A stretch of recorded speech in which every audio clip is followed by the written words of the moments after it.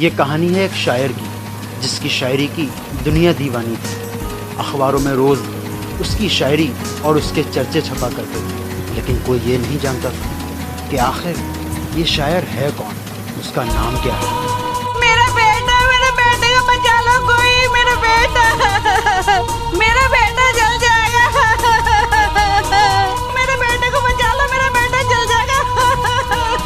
मेरा घर जल गया, मेरे बेटे को बचा लो, फंस गया उसमें।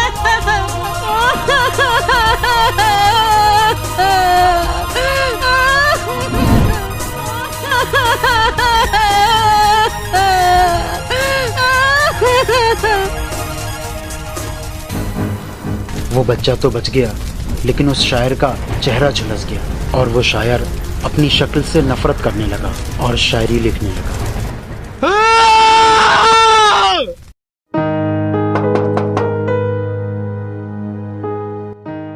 जी बताइए। बेनाम शायर का घर यही है ना? मुझे उनकी शायरी बहुत पसंद है, प्लीज उनसे मुझे मिलवा दो। हम सभी लोग उनके बहुत बड़े फैन हैं। भाई जल्दी बुला दो, हम लोग बहुत दूर से आए हैं। किसी ने बताया था कि बेनाम शायर का घर यही है। भाई बुला दो, जल्दी बुला दो। रुकिए अभी।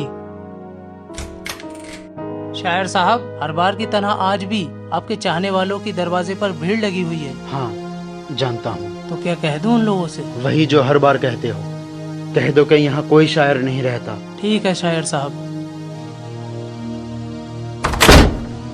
देखिए, आपको किसी ने गलत खबर दी है, यहाँ कोई शायर नहीं रहता।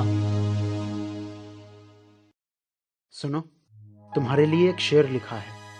तुम्हारी अदाओं में कुछ इस तरह खो गए हम, पता ही नहीं चला कि कब तुम्हारे दीवाने हो गए हम। बहुत अच्छा लिखा है आपने। अरे हमें तो ध्यान ही नहीं रहा कि तुम खड़े हो। ठीक है, कल से आ जाना तुम नौकरी पे। बुरा मत मानना, आपका चेहरा जला हुआ है और मेम साहब इतनी खूबसूरत हैं। आपकी शादी कैसे हुई? बात उन दिनों की है जब मेरी शायरी लोगों का दिल जीत रही थी और मैं अपनी इस जली हुई शक्ल के साथ घुट घुट के जिंदगी जी रहा था। दोस्त, आज फिर से तेरी शायरी छपी है अखबार में, ये देख। वही वाह, क्या खूब लिखा है। दुश्मन तो बहुत मिल जाएंगे, पहनते ही ताज सिर का, पहले दोस्त ढूंढ लूं पहनकर लिबास फकीर का। शुक्रिया दोस्तों, तुम लोग आ जाते हो तो जरा दिल लग जाता है, वरना जब से चेहरा जला है मेरी जिंदगी काली हो गई है। चुप यार, अब भूल जा उस बात को। पूरे इंडिया में तेरे चर्चे हो रहे हैं और सबकी जुबान पे सिर्फ एक ही नाम है। आखिर ये बेनाम शायर है कौन?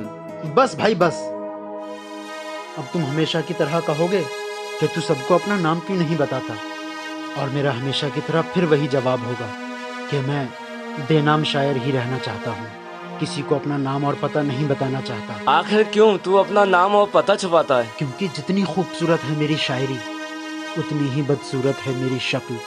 डरता हूँ कि अगर लोग मेरा नाम और पता जान लेंगे तो मुझसे मिलने आएंगे और मेरी ये बदसूरत शक्ल देखकर भाग जाएंगे।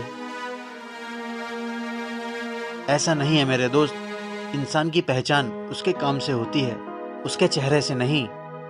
मैं किसी को अपना नाम नहीं बताने वाला हूँ, बस। शायर साहब, आज फिर उस लड़की का लेटर आया है। आज तो उसने खून से लिखा है।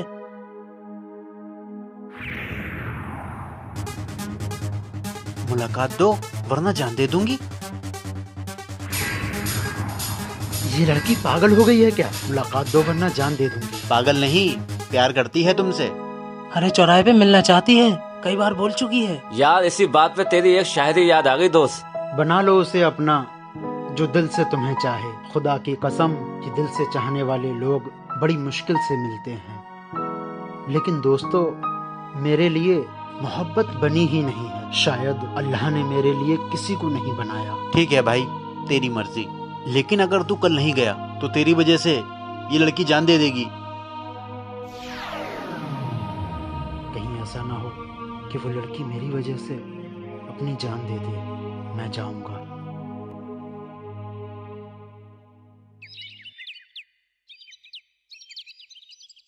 बाजी, कोई आ रहा है, लगता है यही शायर साहब हैं। ठीक है, तू जा। मैं ही हूँ शायर, तो बताइए क्यों बुलाया है आपने मुझे? क्या बताऊं? चलिए, आपका ही लिखा हुआ एक शेर जो मैंने सुना था, उसी से अपने दिल की बात बयां करती हूँ।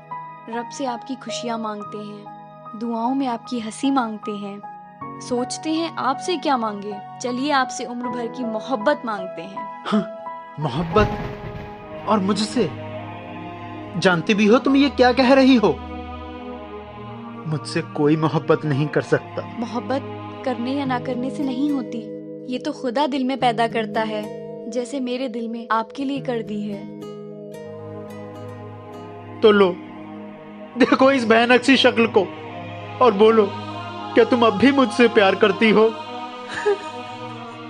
शायर साहब, मैं देख नहीं सकती क्योंकि मैं तो अंधी हूँ। और हाँ, मैं आपसे अब भी बहुत प्यार करती हूँ।